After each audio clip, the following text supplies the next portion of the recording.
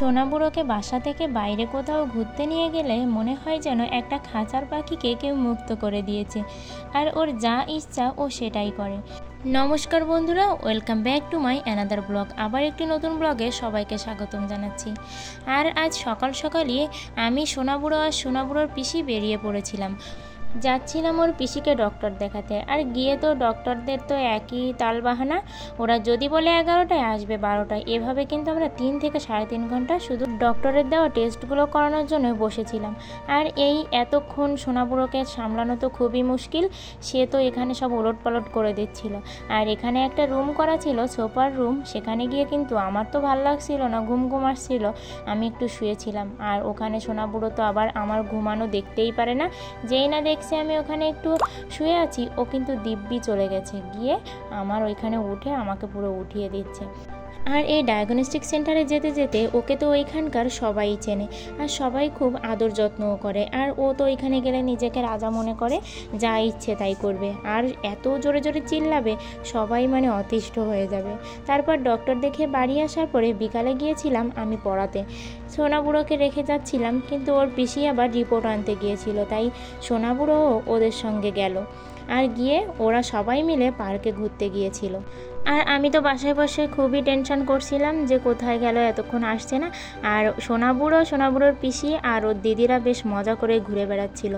আর ওকে এই পার্কে নিয়ে গেলে, এখানে এই ফাঁকা রাস্তায় ছেড়ে দিলে সে কিন্তু পুরো হেঁটে হেঁটে চলে যাচ্ছে। আর ওর সব থেকে একটা বড় গুণ কি, ওকে কোথাও নিয়ে গেলে আমার খুবই ভাল লাগে। সব থেকে বড় কথা, ওকে কোলে নেওয়া লাগে না, কোলে নিতে হয় শুধু গাড়ির জন্য। কিন্তু এমনি এরকম ফাঁকা জায়গায় ছেড়ে দিলে ও অনেক দূর হেঁটে যায়, কোলেই উঠতে চায় না, শুধু বলে মা হাঁটি হাঁটি। আর তারপর এখানে কিন্তু ঘুরে ঘুরে দেখছিল।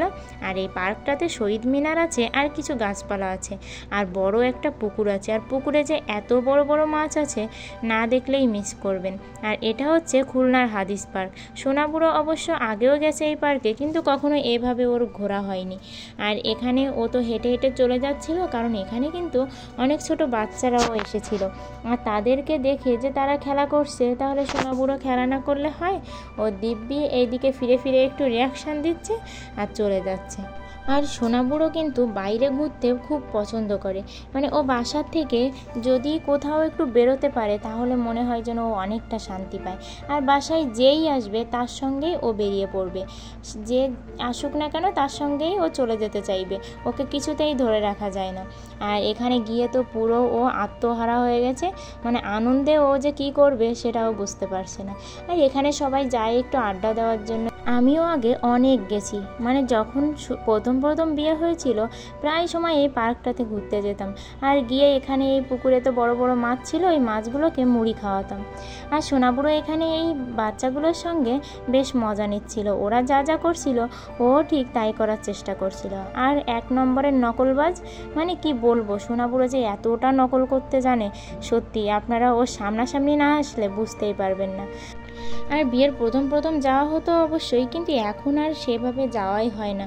আর সোনা বুড়ো চাপে আর ইচ্ছেই করে না যে কোথাও একটু ঘুরতে যাই, বেড়াতে যাই। আর এই সোনা বুড়ো হওয়ার পর থেকে না আর কোনো ইচ্ছেই করে না যে ওকে নিয়ে বাইরে বের হই, কারণ ও বাইরে বেরোলেও প্রচুর দুষ্টুমি করে, ওকে সামলাতে গেলেও একটু কষ্ট হয়ে যায়, এজন্যে আর তত একটা যাওয়া হয় না।